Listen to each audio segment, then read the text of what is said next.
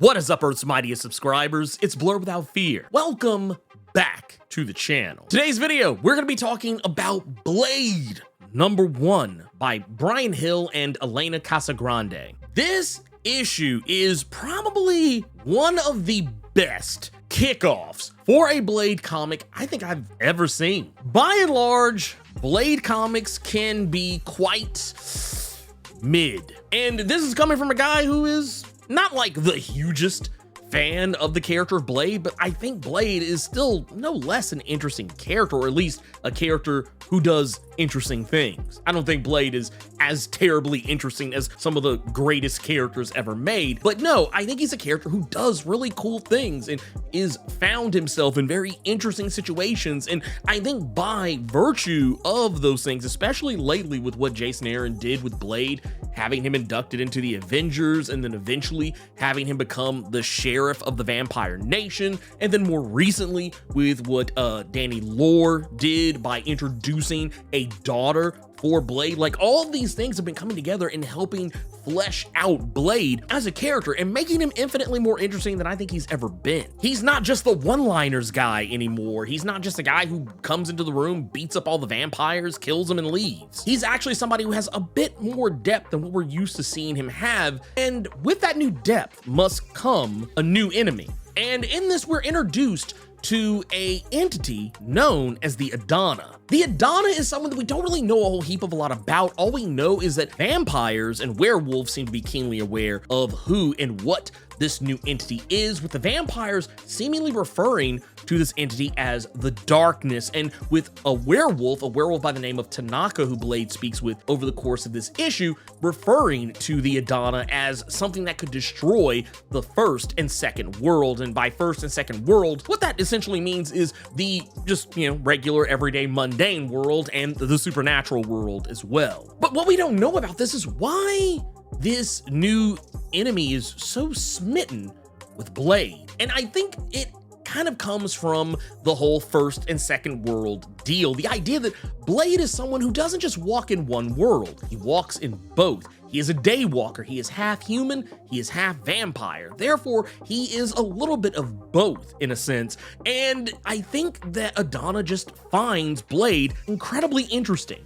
Not only that, I feel like Adana feels Blade is easily manipulated, as we learn in this issue that Blade has no idea what it is that he's up against. Blade is 110% completely out of his depth. This is not something he can just waltz into a room, turn on the rave music, and just start eliminating vampires left and right. This is not his normal run-of-the-mill vampire haunt. This isn't even a traditional vampire, not even an actual vampire of any sort. This is some kind of a demonic force, and Blade's not prepared, to the point that he is easily manipulated into protecting a woman who ultimately was the very thing he needed to destroy, and killing the one person who could have actually destroyed the thing that is about to be the stuff of nightmares for even someone who calls himself a Daywalker. Not just because Adana can so easily destroy Blade. It's very obvious over the course of this issue that Adana could have killed Blade at any single point that she would have chosen. What makes her more terrifying is the fact that she doesn't want to. She seems to have some interest in Blade that pushes her to want to keep him alive in order to witness the entirety of both the first and second world be destroyed. And that includes the very same vampires that Blade has made an entire career off hunting. But that also means it includes the very humans that Blade has sworn himself to protect from vampires, as well as any other supernatural creature who stalks the night. And while Blade is very skilled at taking down vampires, he's less skilled in handling demons. However, I have a theory on how Blade is going to be able to handle the Adana, and that is by you clicking that subscribe button. Each person that clicks subscribe is going to be worth Blade getting 1 hour inside of the Sanctum Sanctorum so that he can study up on demons and be ready to take down the Adana. I mean, not really, but help a brother out. Also, while you're here, if you're still watching this video and you've been enjoying it thus far,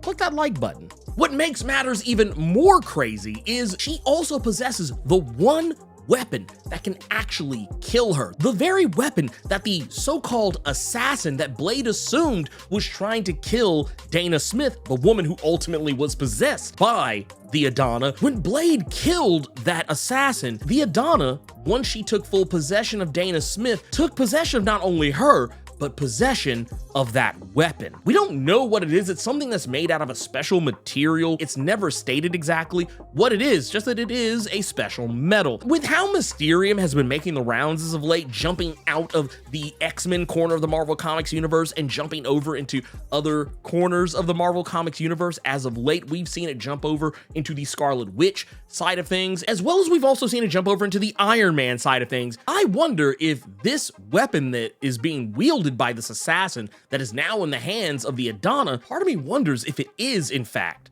Mysterium. Mysterium is not only a metal that can resonate and maybe even potentially conduct magic, it also has anti-magic properties. So if this is in fact Mysterium, it would make sense as to why it would probably be deadly to someone like the Adana. Whatever that weapon is, we know that it can kill her, and it seems like she doesn't even care that it can, that she has it in her hands, and that she knows that someone's gonna have to take it from her in order to use it against her. She even goes as far as to prove how much she's not even afraid of this weapon by using it to flay Dana Smith's flesh completely off her body. Right now, Blade is in a very actionable position, and the reason why is because Blade was charged to protect Dana Smith, not knowing who she really was and what she represented. He was tricked into doing this and killed the one person who could have stopped her. And now this means he's got to fight a war on two completely different fronts now. Not only does he have to deal with the Adana,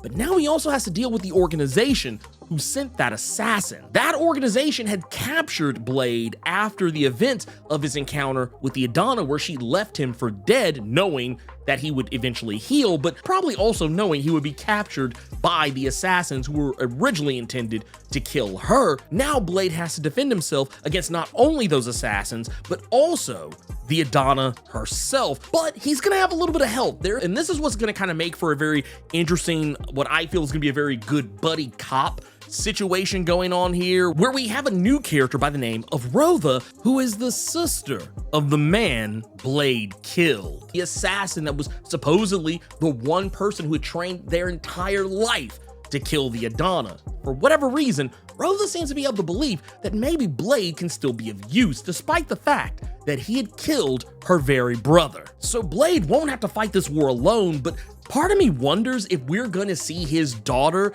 Brielle, show up in any of this. He'll probably try and keep her far away from the events of this, but we know that Blade is now more actively in Brielle's life, so maybe we will see her pop up in this at some point. But whatever the case is, I love this setup, and not gonna lie, I was very down on Brian Hill for a while after I had read his Fallen Angels, which was an X-Men spinoff, which I just wasn't terribly crazy about, but I gotta admit, he's back with this one. If you enjoyed this video, do the YouTube thing. Like, share, comment, subscribe, and make sure you tap that notification bell so you don't miss out on any of the videos that I put out. Thank you so much for taking the time to watch this video, and until next time, let me know what you thought about Blade #1. Keep it plus ultra, and sound off in the comments.